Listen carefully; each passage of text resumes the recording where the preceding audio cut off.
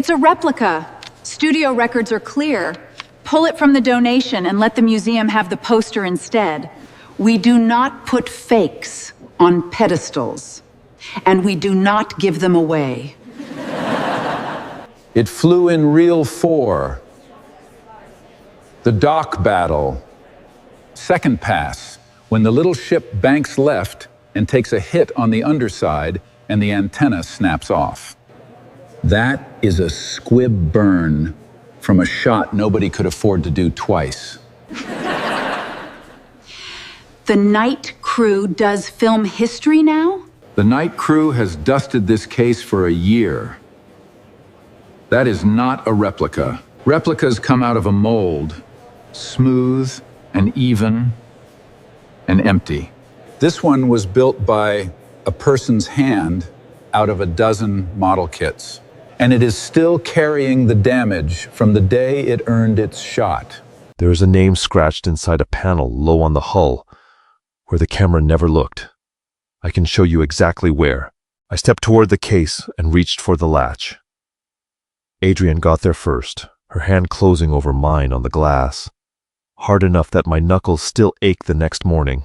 "Touch studio property in front of these people," she said.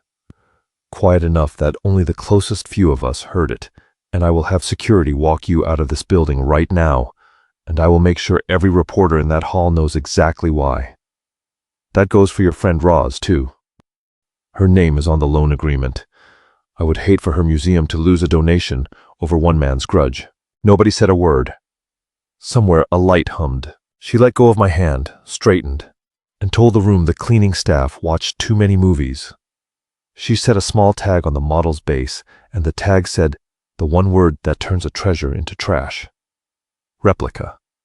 Her hand was steady in a way that a truthful hand does not have to be.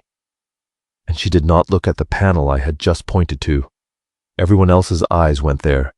Hers did not, and that is the thing I never forgot. "The gala is in 8 days, she added, loud enough for the room this time.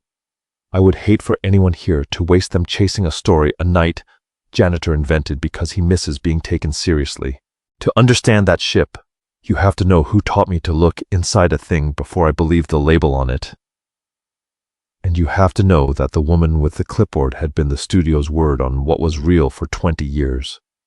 Which is the only reason a treasure could be called trash in a room full of experts, and every one of them nod. I did not yet know I would spend every one of those 8 days proving a tag wrong. My name is Pete Osgood. I am 44 years old, and until that morning I was a man who waxed floors and kept his head down. I was not always that man. And this is the week I stopped being able to keep pretending I was. My son Wyatt built his own ships. He built them out of things nobody else wanted. Snapped kit sprues, cereal box cardboard, a bottle cap for a thruster nozzle, a broken hinge for a landing strut.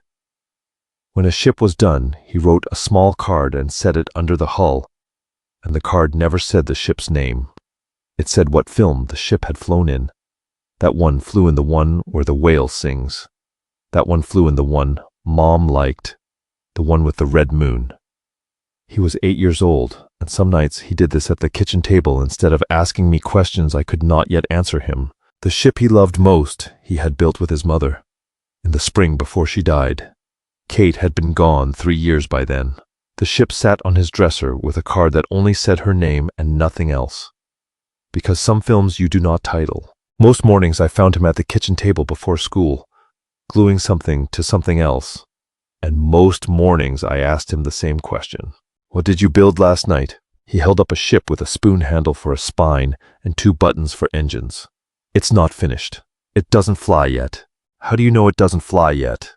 "Because it doesn't look like it's been anywhere," he said, turning it slow under the kitchen light, the exact way I turn a model under a lamp when I am trying to decide if it is telling me the truth. Real ships look like they've been somewhere. I did not teach him that sentence. I have never once said it to him in those words. He built it himself, out of watching me, the way children build almost everything that matters out of watching. I used to tell him where I learned to look at things, back when he was small enough to sit on the workbench and not ask why my hands shook a little when I held certain tools. I had a teacher. Cyrus Bell ran the best model shop on this coast for 30 years, and in 1979 he built a ship with his own two hands for a science fiction picture that is still on every list anyone makes. He kit-bashed it from a dozen commercial kits. Tank tread here, a gun turret there, the wheel well off a plastic jet fighter, because a hero model has to look like something a person actually built, not something that grew in a mold overnight. He rigged it to fly on wires and motion control, matched its damage to a shot that could only be filmed once, because the budget did not allow twice. And he scratched his own initials inside a panel the camera would never reach, because a builder needs to leave something behind that belongs only to himself. He kept a pin vise in his shirt pocket every day of his working life, the little hand drill you use to bore holes no bigger than a pin, for the tiny bulbs that make a ship's windows glow when it flies past a camera. Without those holes, drilled slow by a steady human hand, and not stamped by a machine, a ship looks dead on screen. With them, it looks alive, like something is really happening behind the glass. He gave me that pin vise before he died, along with a sentence he told me he was saving for a day I would understand it. "What is built to fly is never built to sell," he said once, tapping the little drill against his palm while I swept metal shavings off his bench. Remember that when men in suits start telling you what a thing is worth. I did not understand it then. I understand it now, and I wish I had understood it sooner, because it would have saved me a great deal. I trained under Cyrus for 14 years, from the summer I was 17 until the year he died. I learned to read a model the way some men read a stranger's face, the seam lines, the layering under the paint, the tool marks that only show themselves under raking light. 8 years ago, a well-known collector brought a supposed original filming miniature to a convention hall and set it under glass with a 6-figure price tag and a studio letter calling it authentic. I stood in front of that case for 20 minutes with a loop I had borrowed from Cyrus's old kit. And I found what I found. This casting seam runs straight through where the rig point should be. I told the room, quiet at first, because I still believed quiet and correct would be enough. A working miniature needs a rig point there. This one never had one. It was cast whole, after the fact, from a mold of the very piece it is only pretending to be. The collector laughed. The studio's own appraiser, a man I had respected for years, told the room I was a hobbyist embarrassing myself in public. I asked for the piece to be opened so everyone could see for themselves.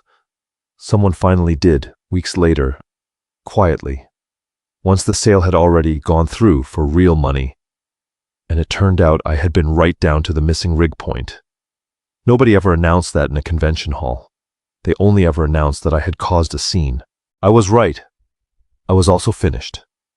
The studio that owned the reputation involved did not want a night janitor's opinion contradicting their own appraiser on the record, and word moved fast in a small world built entirely on trust and reputation. I could not get hired to sweep a shop floor after that, let alone build in one. I took the night cleaning job at the small Filmcraft Museum in Seattle because it let me be near ships again, even if all I did was dust their cases, and because it let me be home with Wyatt in the mornings, which mattered more to me by then than the work ever had. The museum belonged to Roz Whitcomb. She was 66 years old, and 40 years ago she had been one of the only women in that shop, wiring armatures and painting, weathering onto miniatures. Nobody remembered her name for her when the credits rolled. She built the museum out of her own savings and her own memory, specifically to put names on the people who made movie magic and were never once credited for it while they lived. It was always short on money. The studio had promised to donate its classic science fiction archive to save it, the hero ship as the centerpiece of the gift, with the gala 8 days out and every local paper already running the story. I stood in that donation preview room because I had been told to dust it, and I watched Adrian Wexford, vice president of archives, the studio's word on what was real for 20 years, call a masterpiece trash in front of people who should have known better and did not question her once. I did not know her name yet. I only knew the tag she left on the base, and the way her hand did not shake when she set it down. The following night, Still unable to stop thinking about what I had seen, I told myself I only wanted one more look, that I would not touch anything, and both of those were true for about 11 minutes. Then I took the ship down off its shelf, alone, no gloves, no authorization from anyone, and I worked loose a panel on the hull to look for the mark I remembered a teacher telling me about years before I ever needed it. And I photographed what I found with my phone. I put the panel back exactly the way I had found it. I told myself that meant it was the same as never having touched it at all. It was not the same. It was the mistake that would cost me almost everything before this was over. Wyatt asked me the next morning why I looked like I had not slept. I found something that used to be mine, I told him. Is it yours now? He asked, the way an 8-year-old asks the only question that actually matters. I don't know yet, I said. He nodded like that made sense. The way kids do when a grown man's trouble is too big to argue with. And went back to gluing a bottle cap onto a ship built for a movie only he had ever seen. I went back to the museum that same afternoon and asked Roz for 5 minutes I did not have any right to ask for. I told her what the ship had flown in, what its damage matched, what I remembered from years of studying dead men's work. I did not tell her I had opened the panel myself the night before. I should have told her. She listened the way a person listens who has spent her whole career being told she was imagining things, carefully, with her hands very still on the desk between us. If you're right, she said, the studio is about to hand me an empty crate at my own gala and call it generosity. I did not know yet how right that guess would turn out to be, or how much worse than one ship it already was. Later that same day, I found out. I was helping catalog donation crates that had already arrived ahead of the gala, the ones Roz's small staff had already signed for, and one crate held a ship labeled Hero, sitting in a place of honor prepared for opening night. I had spent 14 years learning what a hand-built Hero model feels like in your hands. The honest weight of it, the tool marks, the small things a person got wrong in 3 places and right in 100 more. A young museum intern named Della was unpacking the crate beside me, cheerful and proud, checking the shipping manifest against the studio's paperwork, line by line. This one's the centerpiece, she said, holding it out toward me like a gift. Roz has been talking about this exact ship for a year. This one was perfect. Too perfect. Smooth seams, damage that repeated itself in a mirror image on both sides, a hollow, even weight that told me everything before I even turned it over. I set it down slowly and did not let my face do what my stomach was doing. It was a merchandise replica, molded and cast, the kind the studio had sold by the thousand back in 1980, wearing a Hero tag it had no right to wear at all. Everything all right? Della asked. Can I hold on to this one a little longer, I said, before it goes on the stand? She shrugged and went back to the manifest, and I carried the ship to a corner of the storeroom where the light was better, and I sat with it a long time, turning it under a lamp the way Cyrus had taught me to turn a thing when I did not want to believe what my hands already knew. I stood there holding it a long time before I understood what Adrian was actually doing. She was not simply calling real ships fake so she could sell them off quietly to someone patient. She was swapping fakes into the gaps she made, so a museum's inventory count would always look whole while the real ships slipped out a side door one at a time. Roz was not just about to lose one ship to a bad label. She was about to stand at her own gala, in front of donors and cameras and every reporter who had ever doubted her, and hand a room full of people a hollow shell wearing a dead man's credit. While the real ship Cyrus Bell built with his own hands crossed an ocean to a buyer who would never know its name, I brought the replica to Roz in her office and set it on her desk. She turned it over once, the way you turn over something you already suspect is going to break your heart. They're not just stealing from me, she said quietly. They're planning to let me stand up in front of everyone and thank them for it. 8 days had felt like enough time that morning. It did not feel like enough at all anymore. She came to the museum herself the following morning, before I had even clocked in, and found me in the storeroom. She did not raise her voice. She never once raised her voice the whole time I knew her, which I have come to think was its own kind of weapon. "I know what you did to that case 2 nights ago," she said. "I have the maintenance footage. A man with your history, opening a studio asset alone, at night, no gloves, no authorization, photographing the inside of it. Tell me how that looks to a district attorney." "I put it back exactly the way I found it," I said. "That's not the part anyone will care about." She almost smiled. "You'll notice I haven't called anyone yet. I'm not an unreasonable woman, Mr. Osgood. I'm simply telling you what happens if you keep talking about that ship in rooms where people are inclined to listen to you." I did not answer her, because I did not yet have anything true enough to say back. She filed the report with studio security that same afternoon, naming me directly, a former model maker with a documented history of publicly discrediting authenticated pieces, who had been caught on a maintenance camera removing studio property from its case after hours without authorization, tampering with it, photographing it. Every word of that was technically true, and every word of it had been aimed like a nail to make me look exactly like the man she needed the room to see. She barred me from museum property. She told Roz, in front of 2 board members, that the entire donation was now under review because of theft concerns raised, her words, by a member of the night cleaning staff with a documented history of fabricating authentication claims to draw attention to himself. I lost that job the same afternoon, standing in the small back office while a security supervisor read the notice out loud and would not quite look at me while he did it. I sat in my truck in the parking lot afterward with Wyatt's booster seat empty in the back. And I thought about how easily 20 years of trusted word had erased 2 nights of honest looking, and how none of the facts I actually had seemed to matter yet to anyone but me. I sat there a long time before I understood why Cyrus had said his sentence about ships the way he did, tapping that little drill against his palm like it was a rule bigger than the workbench it was set at.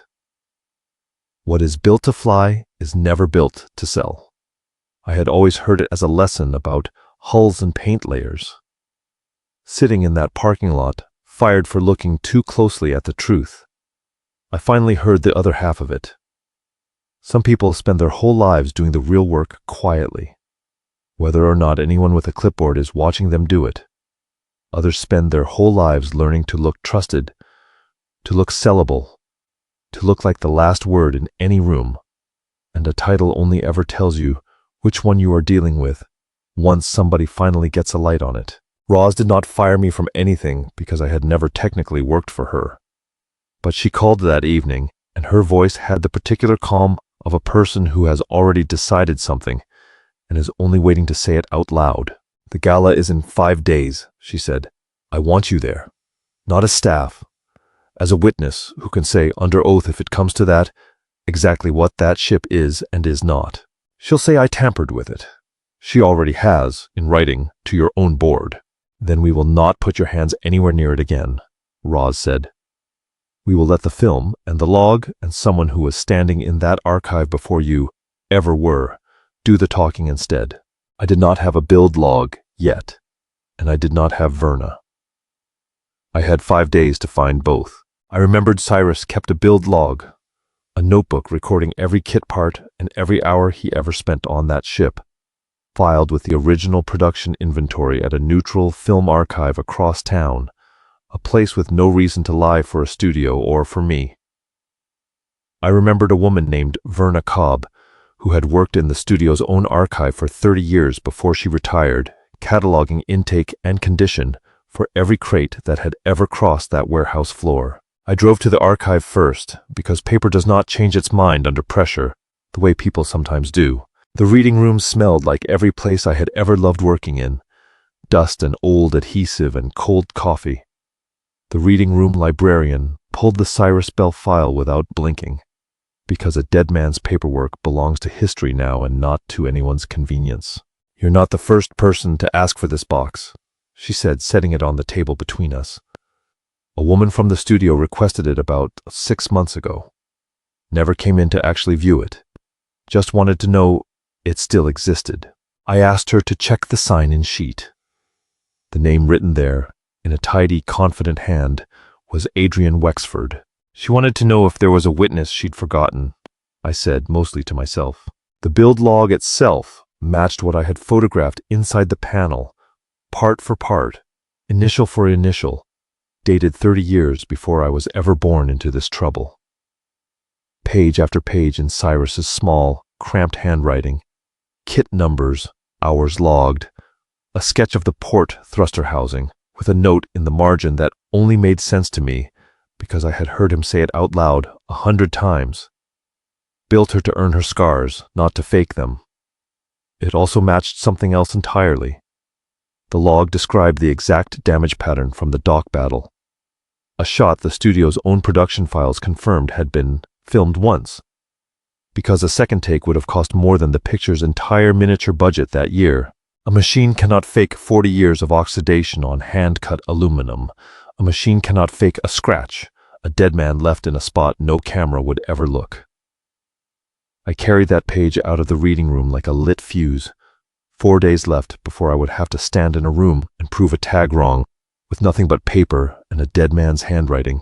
That same week, the archive librarian called to warn me that a formal request had come in from studio counsel to seal the Cyrus Belt file, pending an internal review, citing an active security investigation, meaning me.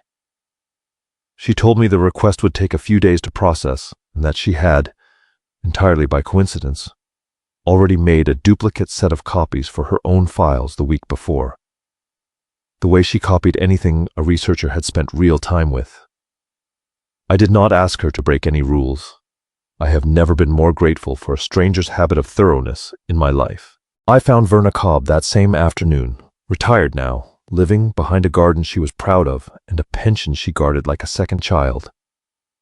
She let me sit at her kitchen table. She looked at my photographs for a long time before she said anything at all. I catalogued that ship's intake myself in 1998, when it came back off a touring exhibit, she said. I know exactly what it weighs and exactly what it's made of. It isn't a replica.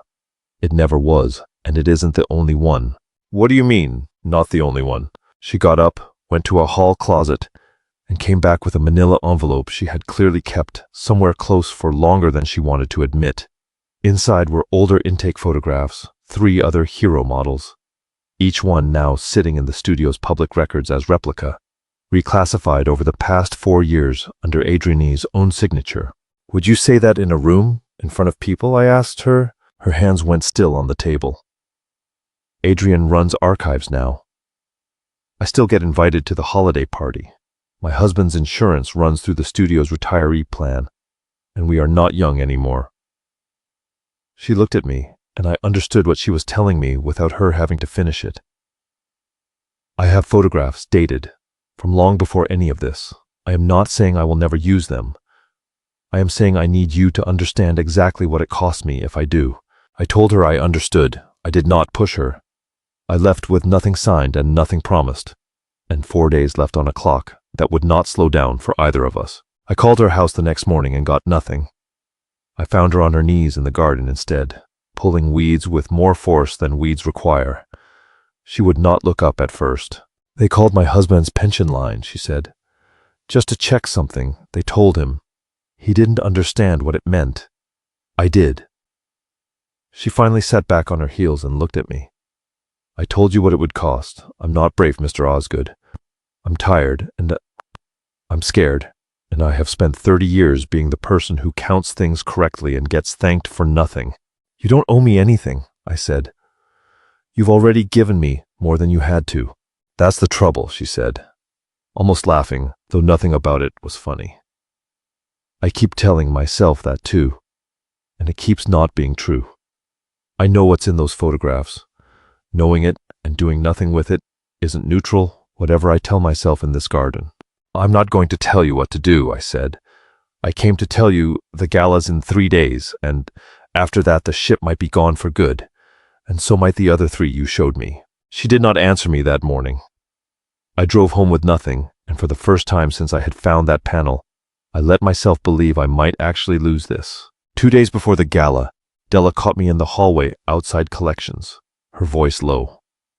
The crate holding the replica, the one I had set aside, had been picked up by studio transport that same afternoon and driven off the property with a new provenance card already stapled to the paperwork, marked return to inventory.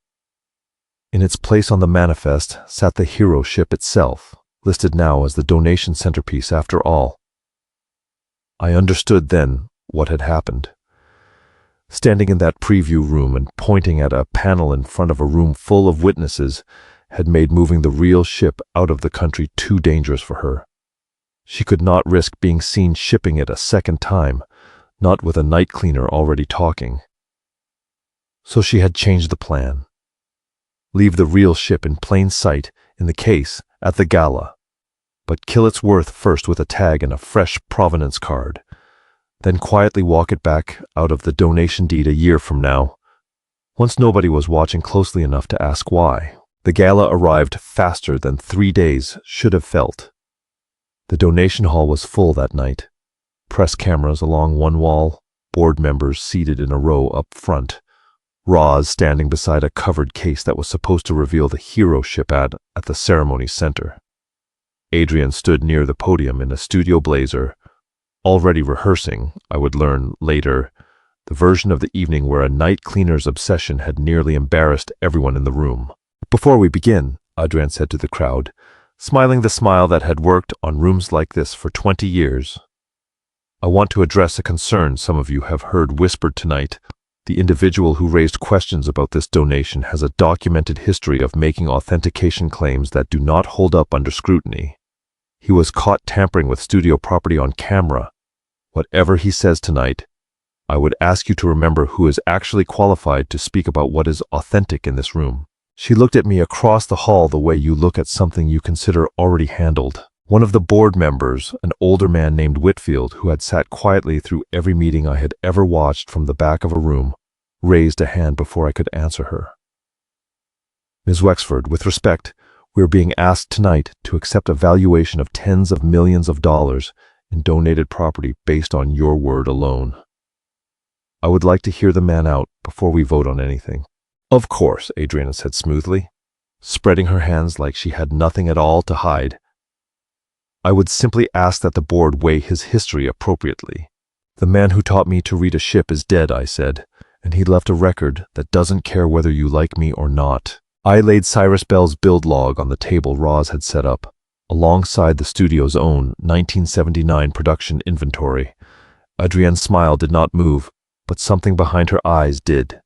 Just slightly, the way ice moves before it cracks. That log proves a man built something once, she said. It does not prove which crate is sitting in front of us tonight. She reached into a folder and set down a provenance card of her own. Studio letterhead, a lot number, a date from 1980. This ship is documented studio inventory from our official merchandise replica production run. I signed off on that classification myself, based on decades of archive records. I would ask this room to trust 20 years of my judgment over one man's memory of a movie he watched as a boy. For a moment the room believed her. I watched 2 board members exchange the exact look I had seen 100 times before in my old life. The look people give each other, right before they quietly decide the inconvenient man was wrong after all. Then a studio conservator, brought in independently at Roz's insistence to run a material test ahead of the unveiling, cleared her throat from the back of the room. There's fresh adhesive on this model, she said, holding up a small handheld light so the room could see the residue glow under it. Recent, days old, not decades. She looked at me when she said it, not at Adrian, and for one long second the entire room turned with her, and I felt the floor tilt under my own feet. That was the worst moment of my life since the day I lost my old career. A stranger with a light had just told a room full of cameras that I had glued something onto that ship myself, days ago. Exactly the way Adrian had always claimed I would. I looked for Roz across the table and could not read her face at all, and for the first time all week I understood how it must have felt for Verna to sit in her garden and weigh what the truth was going to cost her. Whitfield, the board member who had asked to hear me out, looked down at his hands. Somewhere behind me, a reporter's pen had already started moving, and I understood, with a kind of sick clarity, exactly what tomorrow's headline was going to say about a night cleaner who could not stop lying. "There it is," Adrienne said quietly, almost gently, as if she genuinely regretted having to say it in public. "A man with a documented history of fabricating evidence, caught doing it once again, right in front of you." Roz did not move. She did not raise her voice either. She asked the conservator one question, calm as anything. "Where exactly is the fresh adhesive?" The conservator turned the light again, slower this time, tracing it along the base. "On the tag," she said. "The replica tag riveted to the base plate. The adhesive underneath the rivet is recent, within the week by the look of it. The hull itself, the seams, the paint layers underneath, that reads decades old, by every marker I have." The room went silent in a completely different way than it had appeared a moment before. "Someone glued this tag on within the last week," the conservator said again. To be sure, everyone heard it the second time. Not the model, the tag. I watched Adriana's face for the half-second before she rebuilt it into something composed. It was the same half-second I had seen back in the donation preview room, the second where her eyes did not go to the corner everyone else's eyes went to. She had not looked at the panel that morning because she already knew exactly what was inside it. She had simply spent the days since making sure a fresh tag would outshout it before anyone thought to check. Roz reached under the table and lifted the very panel I had photographed that first sleepless night, the panel I had put back and never told her I had opened. Inside, scratched by a hand that had been still for years now, were two initials. CB. Cyrus Bell hid his name inside every ship he was proud of, Roz said to the room, in a place no camera could reach and no label could ever cover, cut into aluminum. 40 years old, by anyone's material test in this room tonight. That is not something a night cleaner glues on in a week. That is not something anyone glues on at all. Then a side door opened, and Verna Cobb walked in with a folder pressed against her chest like something she had finally decided to stop protecting herself from. "I catalogued this ship's intake myself in 1998, she said, loud enough to carry to the back row. "I have the dated photographs to prove it, taken years before Mr. Osgood ever set foot in that archive. I also have photographs from 6 months ago, when Ms. Wexford personally ordered 3 other hero models pulled from inventory and reclassified the same way, using language nearly identical to what is on that card in her hand. I stayed quiet because I was afraid of what I would lose. I am done being afraid of that tonight." Adrienne's composure did not crack all at once. It went the way a hull goes when a seam finally gives.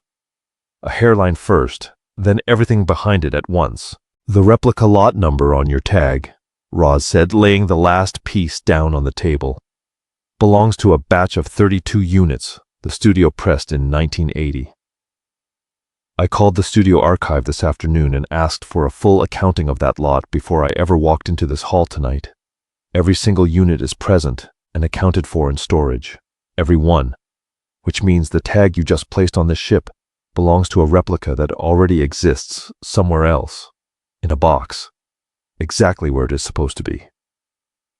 She looked at Adrienne now, not unkindly, the way a person looks at someone she is about to stop being afraid of forever. "You did not misclassify a treasure by mistake. You manufactured a lie tonight, and you were careless about the paperwork sitting right behind it." Adrienne opened her mouth once and closed it again, without a sound. "There's a shell company," Verna said into that silence. "A friend of mine in accounting filed a copy of the wire records with the studio's own general counsel 3 years ago, along with a written complaint before she retired. It has been sitting in that file ever since, unopened as far as I can tell, Whitmore Fine Arts Holding. It has purchased 7 items from this archive over 4 years, every one of them previously tagged replica by Ms. Wexford personally, everyone resold within months to a private gallery in Zurich for figures that do not match replica prices at all. I am not telling this room anything tonight that is not already sitting in a drawer at your own studio, gathering dust. Nobody in that room needed another word to understand what had already happened to the people who came before Cyrus Bell. Somewhere out there were other builders whose names nobody would ever scratch back into a panel because their work had already been sold off as garbage and forgotten as garbage, and no one had been standing close enough that night to notice. Adrienne did not run and she did not shout. She stood very straight, the way people stand when they are used to being believed, and she said the studio's legal counsel would be in touch with everyone, and she walked out of that hall into a corridor already lined with security, quietly arranged by Roz beforehand in case the evening went exactly the way it went. She was not arrested that night. 2 weeks later, the district attorney's office opened a fraud investigation into the archive reclassifications, and a civil suit followed to recover the ships already sold abroad, and Whitmore Fine Arts Holdings accounts were frozen pending audit.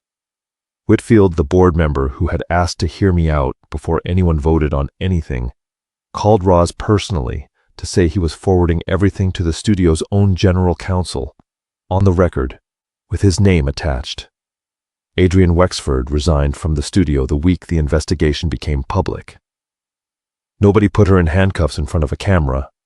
The correction came through paperwork and subpoenas and a quiet, permanent end to 20 years of being the last word on what was real, which felt in the end like exactly the right size of consequence for a woman who had built her entire career on being trusted and on nobody ever thinking to check. I want to tell you the last threat came before any of that. 3 days before the gala, not after, because that is the part that still makes my hands shake whenever I think about it. I had spent that whole day trying Verna again with no answer, and I came home to find a box sitting on our porch with no return address. Inside was Wyatt's ship, the one he built with his mother, the one with the card that only ever said her name. Someone had drilled a hole clean through the hull and riveted a studio property tag onto it. The tag read Replica, not authentic. A note underneath it, typed, unsigned, said only, "We've helpfully labeled your son's little ship too. Some things are best called what they really are. Fake." Wyatt was at the table when I brought the box in.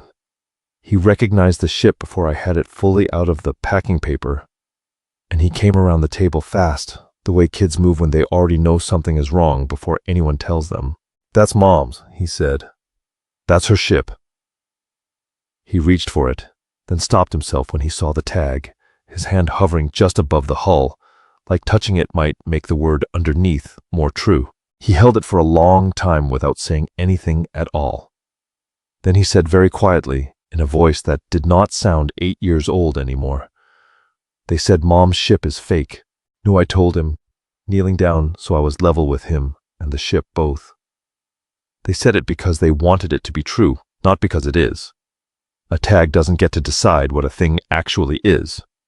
Only the thing itself gets to decide that." "Then why does it still say that?" he asked, turning the tag so the word faced away from him. "Because sometimes it takes a while to prove a label wrong," I said. "That's what I've been doing all week. It's what your mom's ship is going to need me to do too."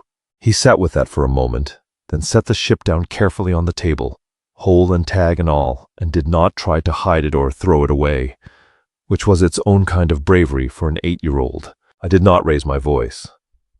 I did not drive anywhere looking for anyone that night, though every part of me wanted to.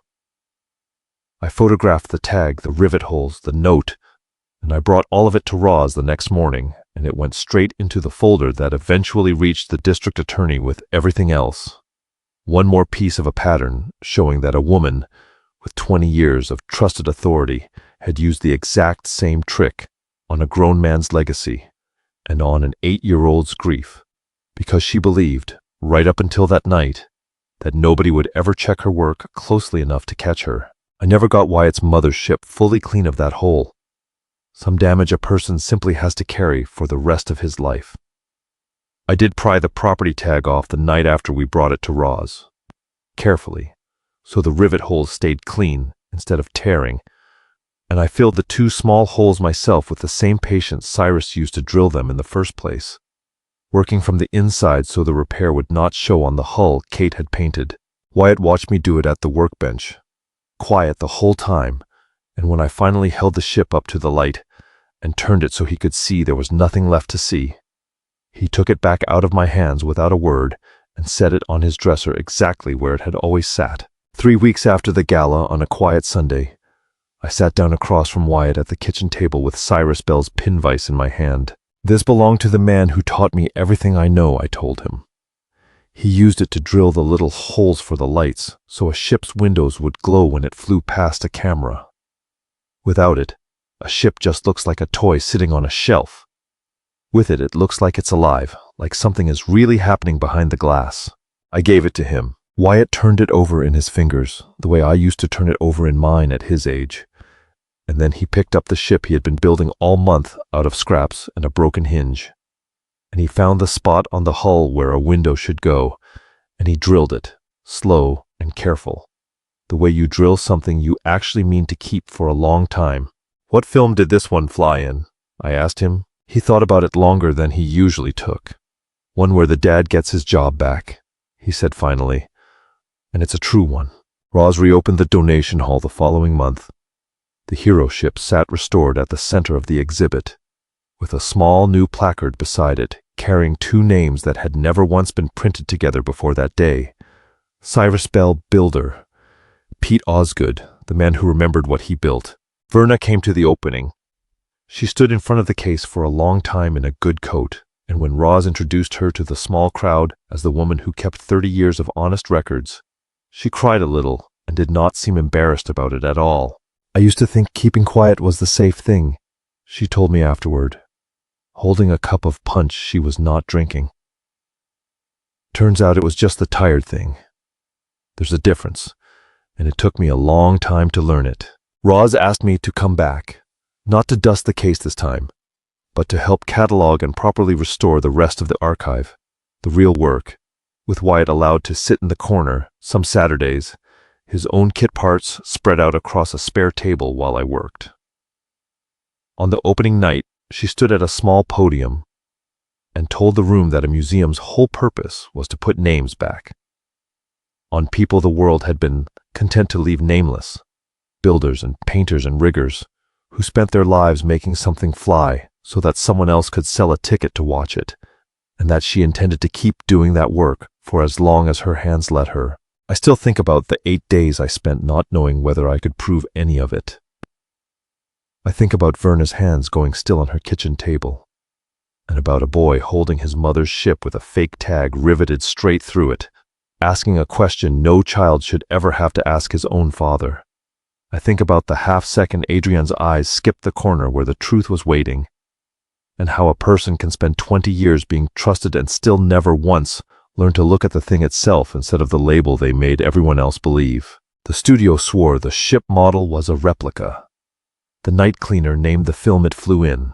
What is built to fly is never built to sell, and there are people built the same way, quietly doing the real work for years while nobody with a clipboard is watching them closely enough to notice. Others just learn to look sellable, to look trusted, to look like the last word in any room they walk into, and the label is the only true thing about them once you finally get a light on it. I intend to teach my son to build things that fly, whatever anyone tries to call them afterward, and never once let a tag decide what he made with his own hands.